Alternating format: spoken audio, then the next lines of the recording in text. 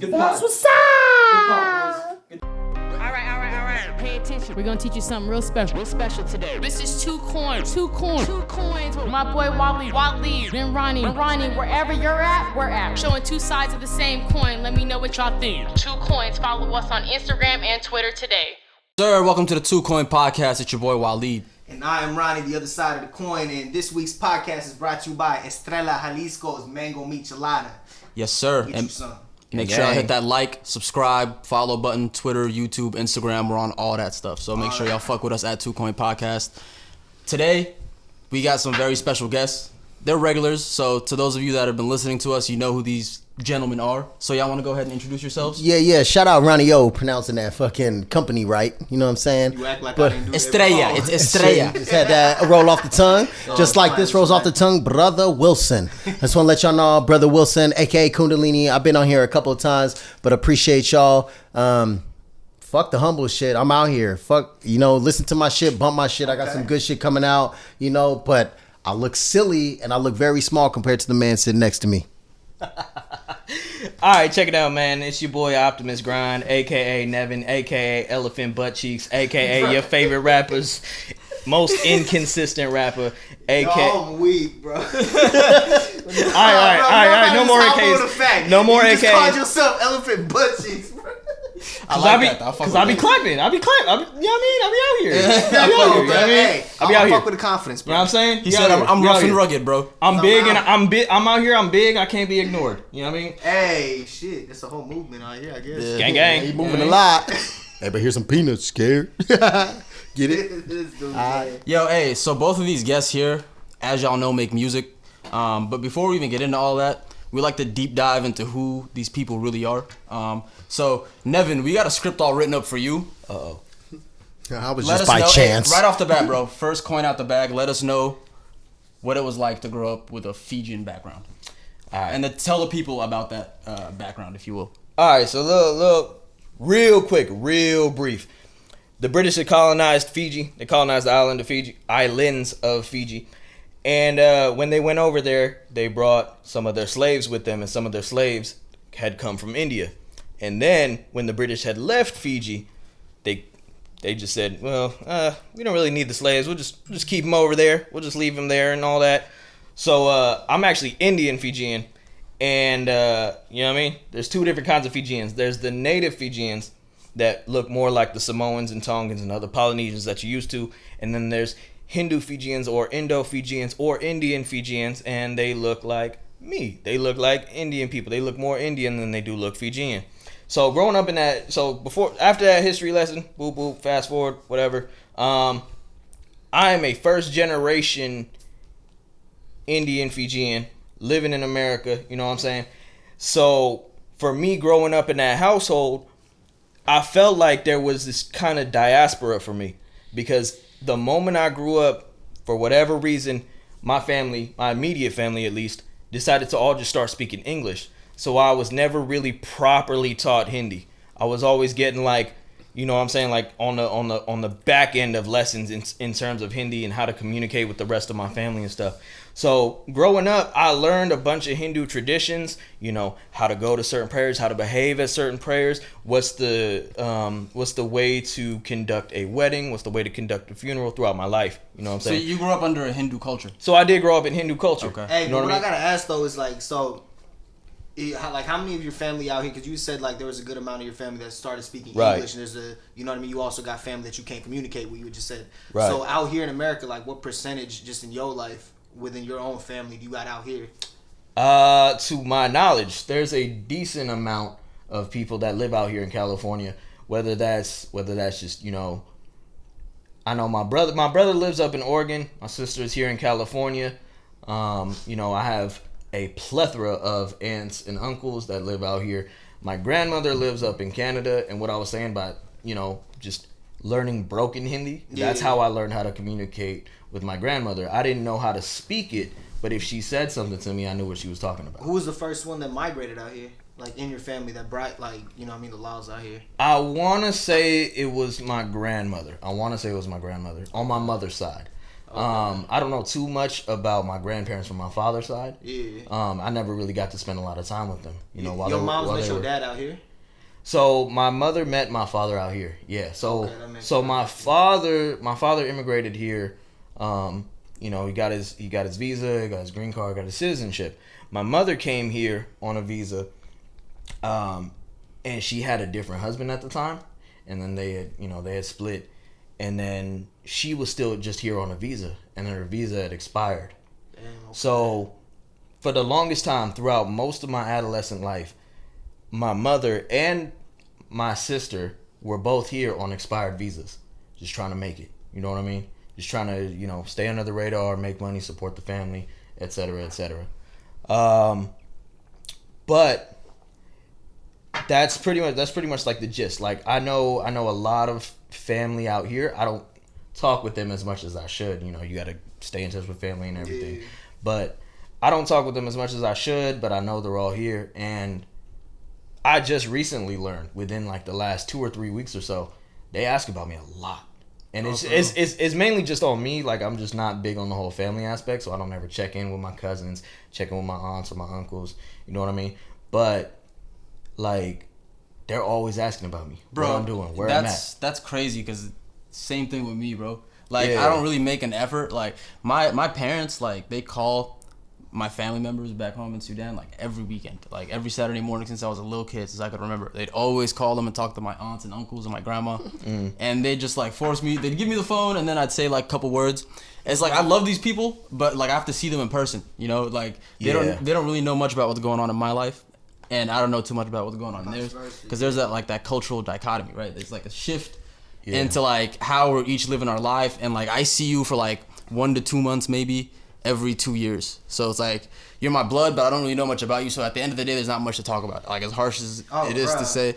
Nah, you dead ass about that, bro. Because I remember like when I first moved to America, up until the first time I went back to India, that shit was like at least 10 years. So it was like like you said, like, bro, mom's always had my fucking aunties and grandparents on the phone, but it's like every time I would talk to them, it was all when you look back at it now, it was kind of like the same script you were saying every single conversation. Yeah. You know what I mean? Yeah, and you'd say like the same like generic small talk, but that's not to say that I don't keep in touch with anybody in my family, but like I keep in touch with certain people. Like there's like 2 or 3 cousins that I still keep in touch with, and I'll still talk to my grandma from time to time, and like 1 or 2 of my aunts. Your grandma's still alive?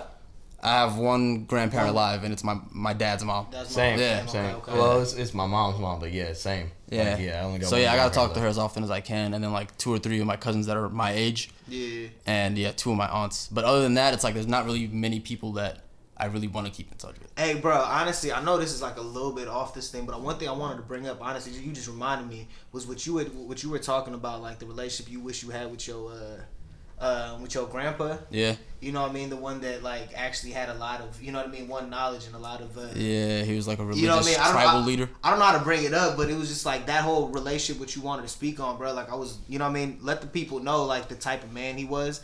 And you know what I mean, also being the age that you at right now, like how we were talking, like, man, I just wish I was a little bit older while he was a little younger. Yeah.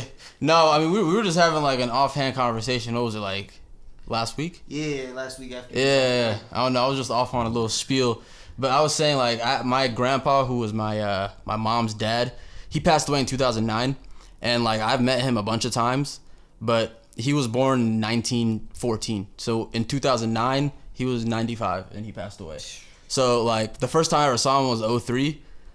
I don't know, do the math. He was like 80 something back then. Right. So yeah, like every time I seen him, it was always like with a hearing aid, or like I'd have to like shout to like hear him, and like he'd have somebody take care of him. But like I always saw like pictures of him when he was younger, or like when he was as old as like my dad is now. Yeah. And he was like the older I get is like the more I learn about the man he was. Yeah. Every time I go back. So they were saying basically he was like a well-respected like leader. He had the whole Quran memorized. He was like a religious leader. He built a hospital in the village that my mom was born in, and that village only has like my family members and people from like our tribe. Damn. Okay. And like he built a hospital there. He built a school there, and he was basically like the mayor of that village, and like so he was like the most respected man in our family. Damn. And he could recall like our lineage. You said this is your mom's dad. My mom's dad, yeah. That's crazy. Yeah, because the thing with like Sudanese like history and like genetics and lineage is different from like European and American in the sense that their history is all like written down, which is good because you can go back and reference it and archive it. Right. But with us, it's all spoken. It's all oral history. Yeah. Like stories get passed down from Tribal generation to history. generation, and that's why I wish I was like old enough to get to know him because I felt like I would have developed like a deep relationship with him. Yeah, I feel you on that. Yeah. Man. It's Hey, like that's actually some real. My bad. Go ahead. Like. no, go ahead. Nah, I mean, I was about to say, like, what you had brought up about the oral, like, or having an oral history, like, that actually, like, Oral. Go ahead. nah, man, but being able to pass that, it kind of makes certain things unique. You know what I mean? Yeah. Like, you can't really recreate or quote unquote infiltrate, but you know what I mean? Like, if you were part of that family, that's the only way you're gonna know certain histories on it. You know what I mean? Yeah, and like he wrote a book. It's not like a popular book or nothing, but he got it published, and it's like everybody in my family reads it. I'm talking like second, third cousins. Yeah. Like my grandpa's cousins. Like they all these people know each other and are like around each other all the time. So they all read that book. But the thing is, like my Arabic is like at a third grade level. So it's like I'd have to get it translated somehow to be able to.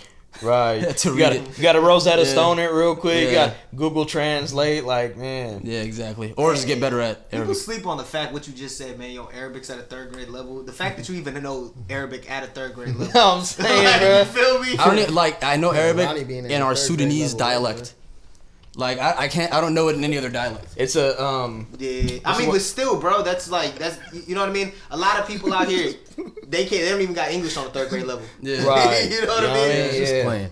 But Bro, but I for, don't know what you was talking about right now, bro. Alright, you know what? I'm gonna address it, boy. You got something to say, bro. Motherfucker got something on his chest. You over making jokes and Nah, crap. I'm just Alright, here. you know what? Hey, Mark, tell us about your origin, bro. Yeah, bro. North Hollywood, NoHo back in the So, day. you know, Let's know your story, bro. half of my people, you know, coming from Fiji, I'm Oh just my playing. God. I'm trying to give this motherfucker a serious moment. Nah, I mean, typical shit. Probably not typical shit, but, you know, mom from Maryland, dad from Detroit. Most of my family is in Philadelphia on my white side. My black side is split up. Half of them in Mississippi, half of them in Detroit. Grandma moved from Detroit, brought my dad to California. My grandma moved from Maryland on my white side, brought my mom, and then they met in Lancaster and then had me. So they met in California after they yeah, came out. Lancaster. Yeah. At like 11 and 12. So they've been rocking it for a minute. Had me at 15 and 16.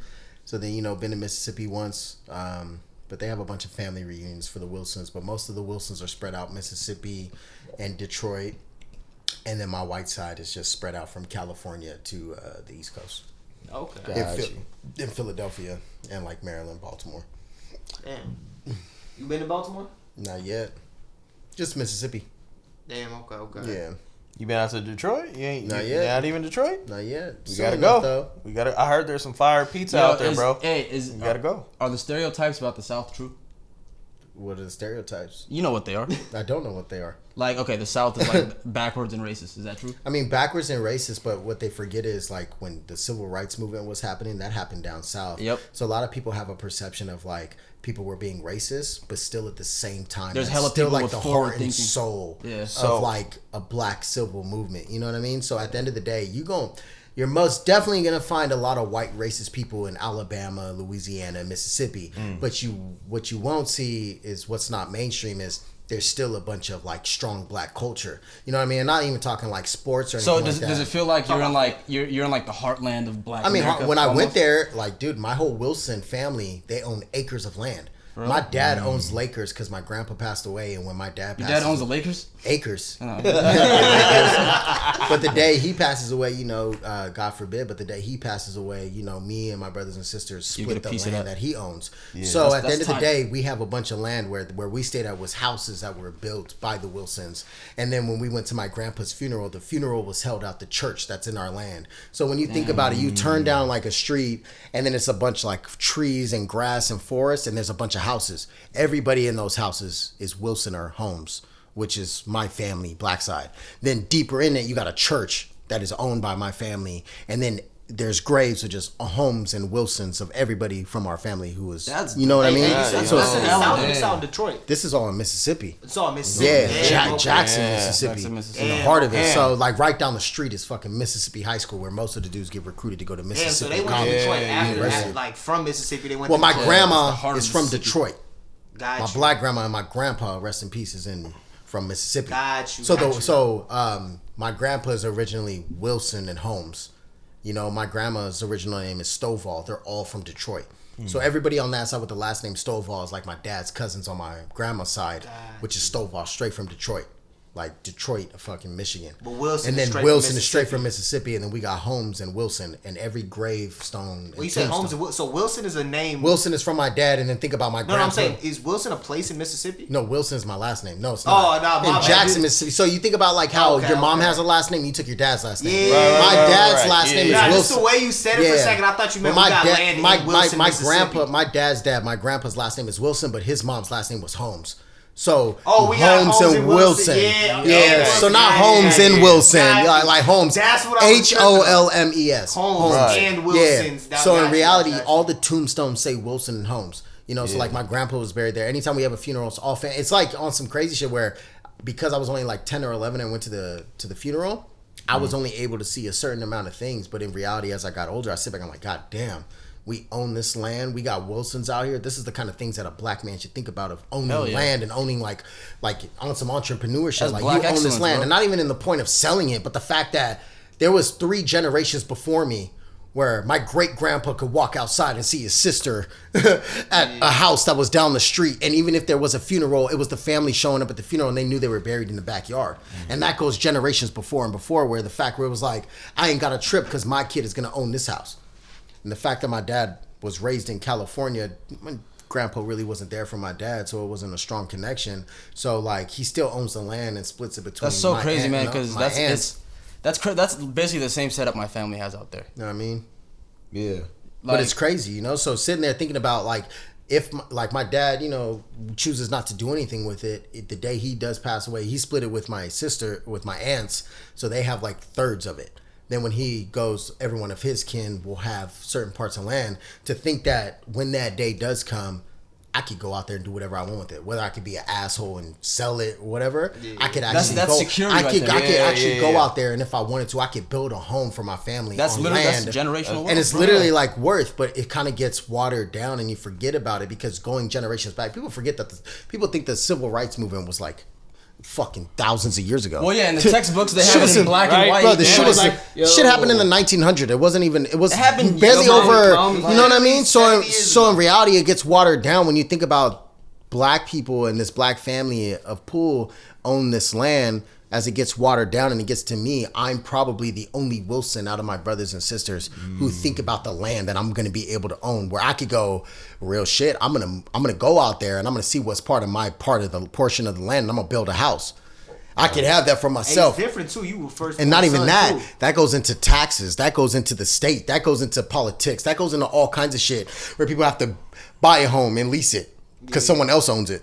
You're telling me we're going past owning a home. We're talking about owning a land. I could build a stadium. I could build like a restaurant. I could build anything. But in reality, I want to build a home. Build a hotel. Leave it as I an want to build a investment. home to where I can go and have my kids go, where it's like one of those, like how you see in the movies. Yeah, we may live in LA or the Bay. Dude, we go out to Mississippi. Oh, damn. We could just stay at my other house. And it's not even off of like, oh, I rented this. I bought it. We're talking about I own a piece of land. And people forget That's so valuable, owning and land. it sounds crazy, but not just being American, but being a real entrepreneur is not just owning a house. Imagine not just owning the house, you own the land that you built the house on top of. So- that's America. I mean, bro, what you just- that's true That's liberty. the So that's fucking it. dream, So bro. okay, so here's the crazy thing. So That's tight, bro. tying into what you were saying about owning land, the importance of owning land, not just building a house, not just owning the house, owning the land. So I've only shared this with maybe like 3 people before. So now all your listeners are gonna know what one of my aspirations are in life. So actually, I just got asked this question like a while back. It was like, you know, what would you do if you had millions of dollars? Blah blah blah blah. What's the first thing you would do? So I've only been to Fiji once. When I went to Fiji once for a family funeral. I won't get into it. But when we were out there, we went to go visit the town that my mother grew up in, my sister grew up in, the house that my grandfather owned. My grandfather had built that house on that land with his bare hands. Damn. Owned that plot of land, built the house by himself. So we go over there, we go down the old road, we see the school that my sister went to, you know, we go to visit my cousins that still live on that same road. We get to where the house is. There was a tsunami in Fiji a while back. And it hit the island hard. And it demolished a lot of houses, demolished a lot of buildings out there.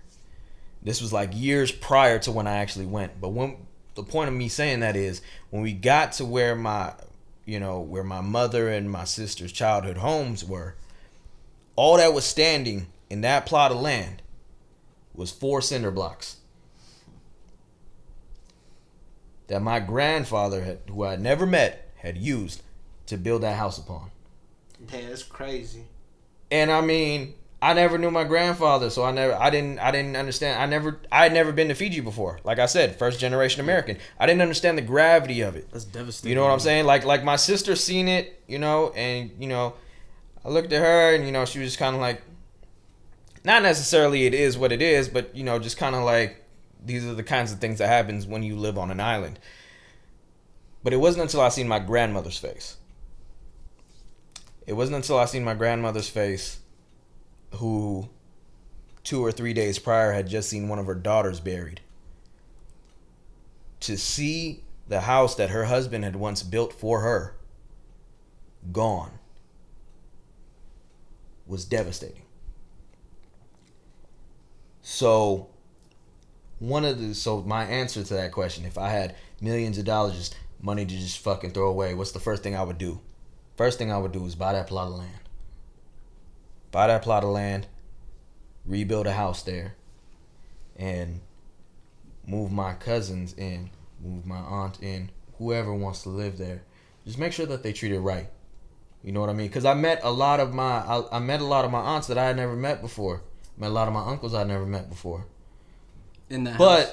But I mean, in brown culture, you could pick up real quickly who's full of shit and who isn't. Facts. You can tell who's gonna be grateful for shit and who isn't. So I know who I'm gonna put in that house and who I'm not. But that's what I'm gonna do. That's the aspiration. Actually, fuck the $1 million when I get money, because the money's on the way.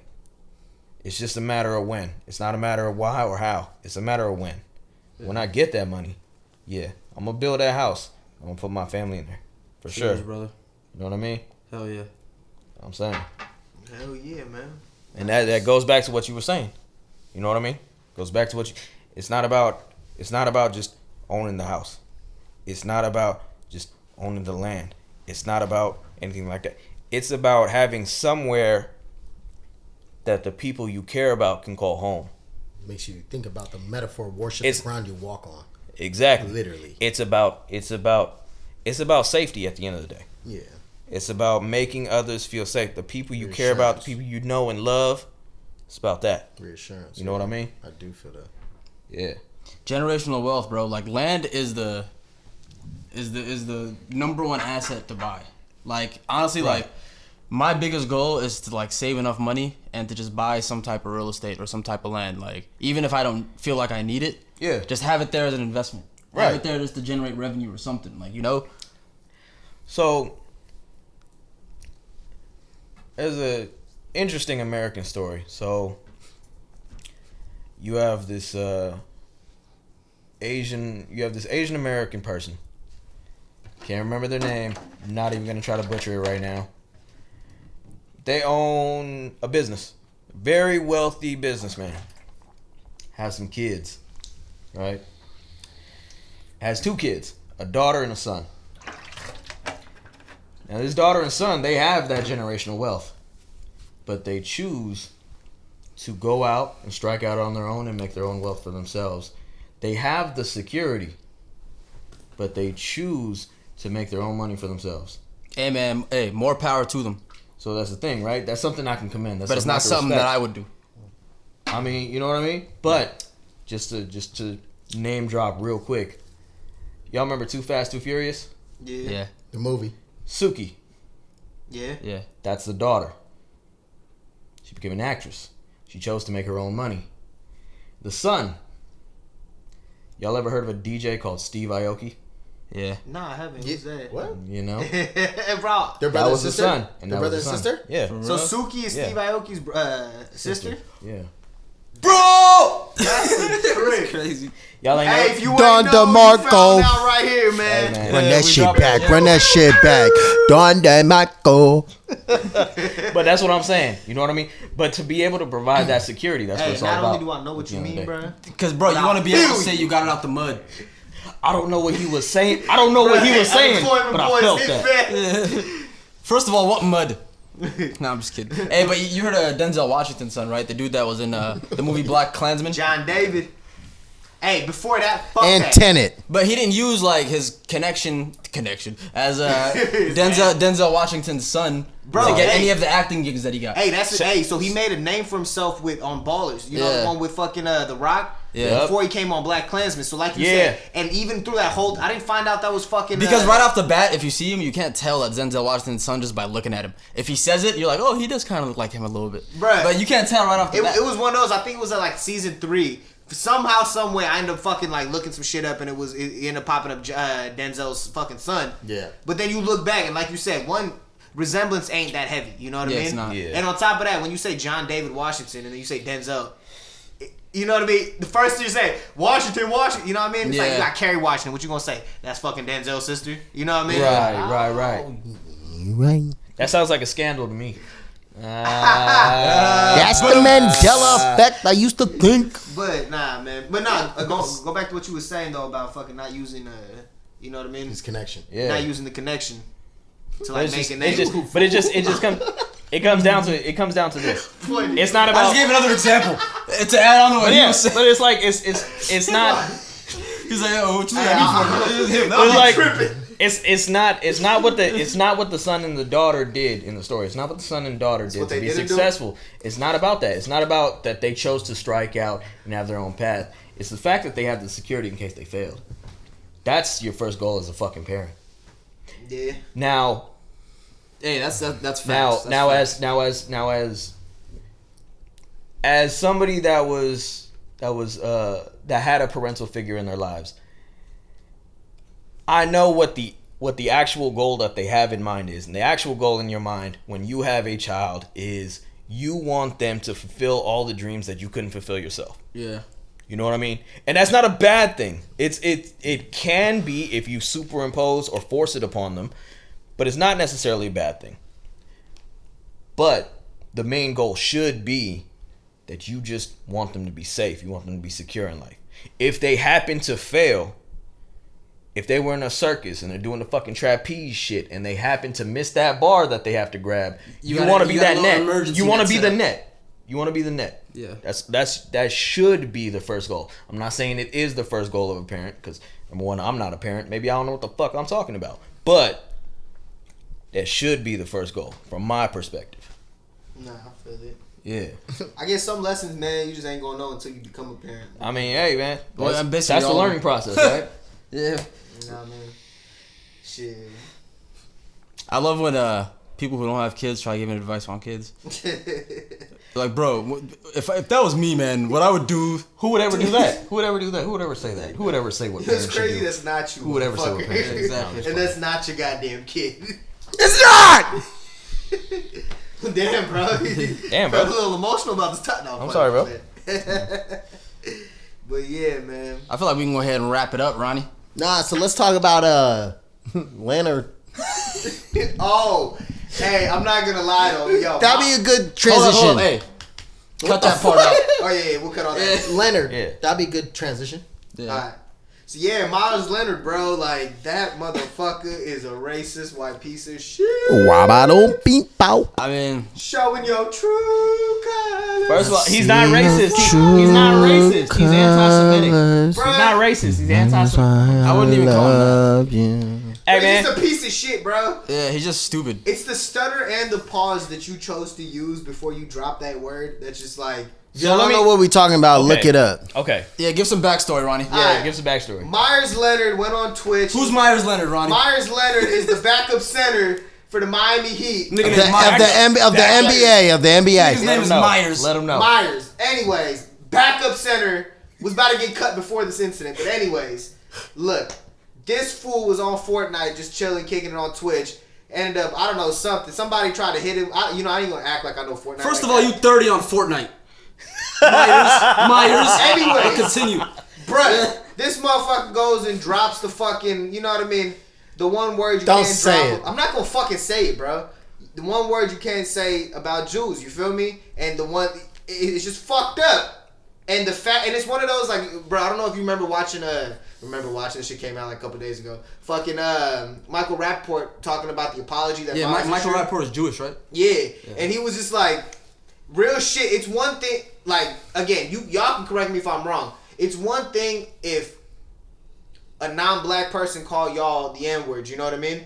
Not saying that it's a pass, but it's one of those words that somebody can bullshit their way into an excuse and say, oh, it's been a while for me to try to get this out of my vocabulary. The K word for Jews, it's like, bro, you don't even hear that. Like, I don't know the last time I even heard that word. Yeah.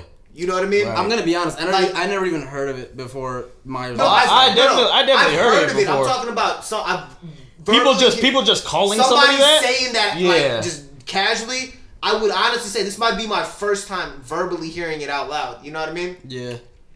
And the Yeah. fact that you dug into that bag Right. and then you try to pull out the Like it's so I long. didn't People know. don't even. Bro, you know. Like, you went into history to pull out a word and talk about you didn't know. I feel like the only way you knew about that word Did is your 'cause research. Hey, you man. feel me? Hey man, we gotta make something clear, man. First of all, stop playing Fortnite if you're over the age of 25. Jeez, like. But not like, Facts. but like, nah, but like, Jewish people will always win the who suffered the longest throughout history debate. The easy thing. Always, they'll always. I cannot agree with that, bro. Bet. Actually, let's do that. Let's do that. You're What'd you say? gonna Sorry. compare 400 years of slavery to... I'm not 100%. trying to 100%. What was the 100%. statement? What was the 100%. statement? What was the He statement? said The that Jewish Jews people will suffer- win who has suffered the longest throughout history. Hell the fuck no, How? bro. How? The Jew, Black people in the Jewish Black people in America, Jewish people in Egypt. Because okay, like Black people in America, Jewish in Egypt. Hold on. Jewish people So in you're Egypt. talking about all history. Hold on, That's my- people That's what I'm of saying. African Throughout descent. history, People of throughout- African descent. history, Rennie. Black people came into contact with white people, people Right. from Europe at a certain definable moment in history. Right. Jewish people have been getting like persecuted like just throughout Europe like for Yeah. since before like the Stone Age or some shit. Like Yeah. it's been, Yo, that's like, what I'm mad long. saying. That's what I'm saying. The Egyptians had enslaved Jewish people. Hey, you know, And then- you know and what's then- crazy? I actually gonna take exactly what I said back because I was literally only thinking. That's actually Yeah. history. That's Right. actually Recency bias. Yeah. Right. Historically, yes, you are 100% correct. I'm Yeah. gonna take back. And my that's statement. that's the point that I'm saying. I stand corrected. And that's the But point. still, hey, no, let's move That's away a from this third side conversation. to the coin. But anyways, going back to the current situation, to the current, you know what I'm saying? Yeah, he fucking knew. Yeah, He exactly. fucking knew. He knew. He knew. You know exactly that's what a he you know said. you know that's a slur because like you were saying, you had never heard that shit before. Never heard of it. You know what I'm saying? Never heard the word. I've heard the word before, but I've never heard it out of a historical context. I've never heard somebody call somebody that. But I know that that word has been used to describe Jewish people.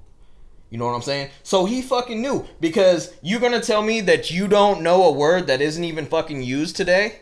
You're just going to pull that out of your ass real quick? You're not David Copperfield, man. It's not fucking magic. It's not magic, bro. You're not going to pull it out of nowhere. You know And what I plus, bro, Myers, you got too much dip on your chip, bro. Like you're not that good to think you're like immune from getting booted out the league. Bro, you just got booted from fucking Portland.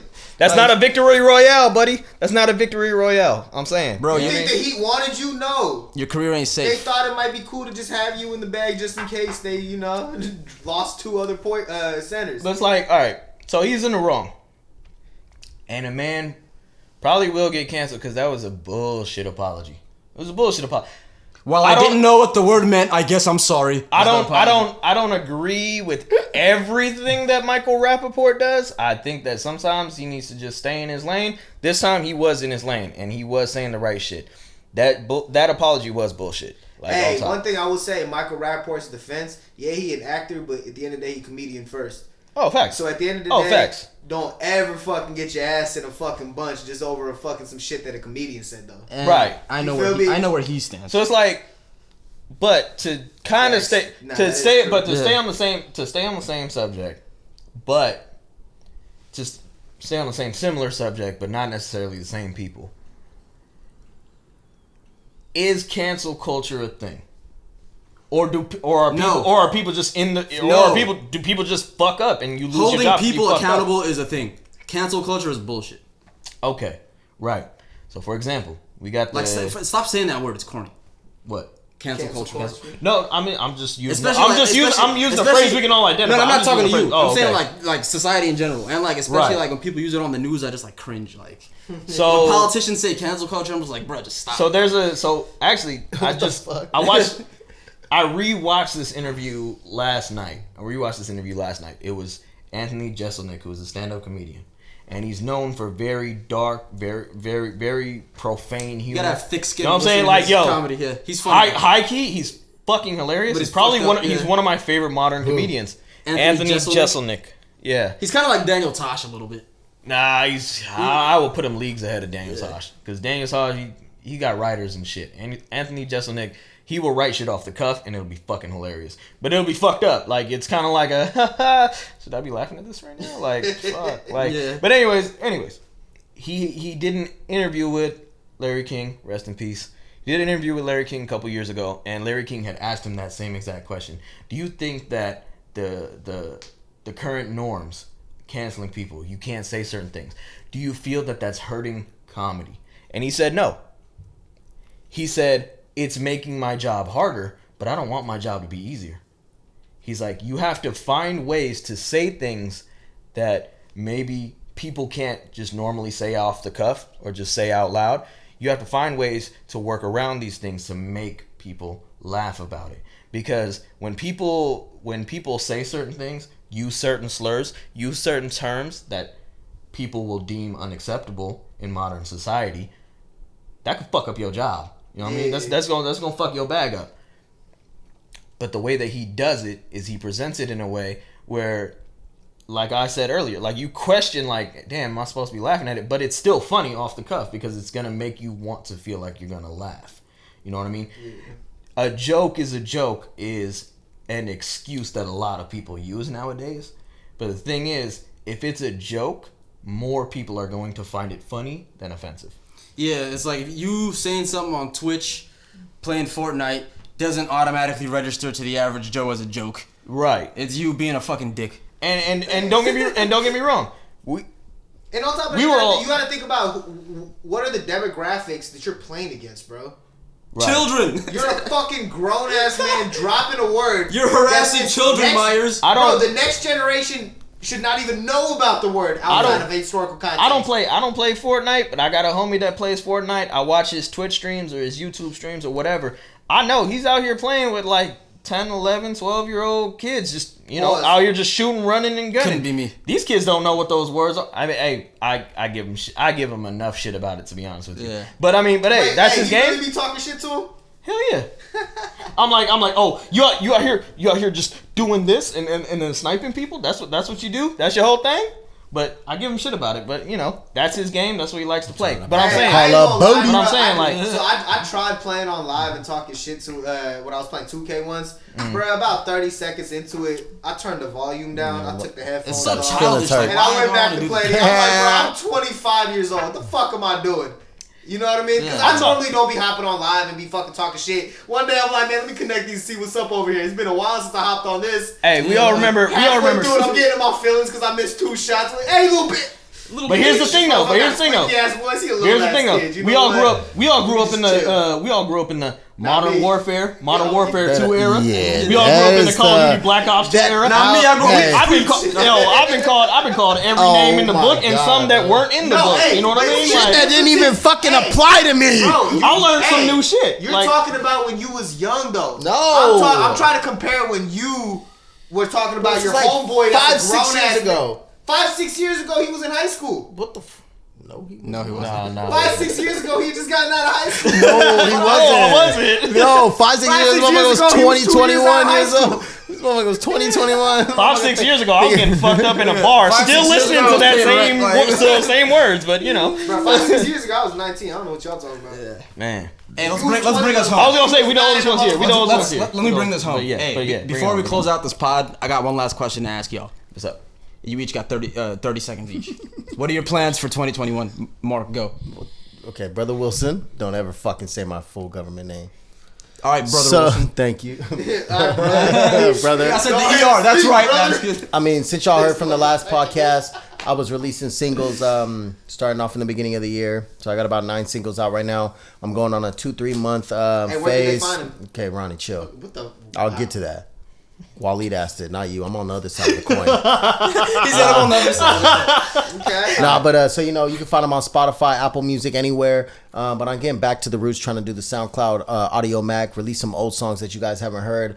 Also, I'm doing a 2 to 3 month release of just a bunch of videos, trying to get the revenue up, and basically just trying to open up different avenues as far as SoundCloud, Audio Mac, Spotify, Pandora, Apple Music, everything on digital, full streaming services. Trying to get back to the YouTube thing, but basically be on the lookout. I got a couple great producers: Lauda, Nanos, Ronnie the Goat.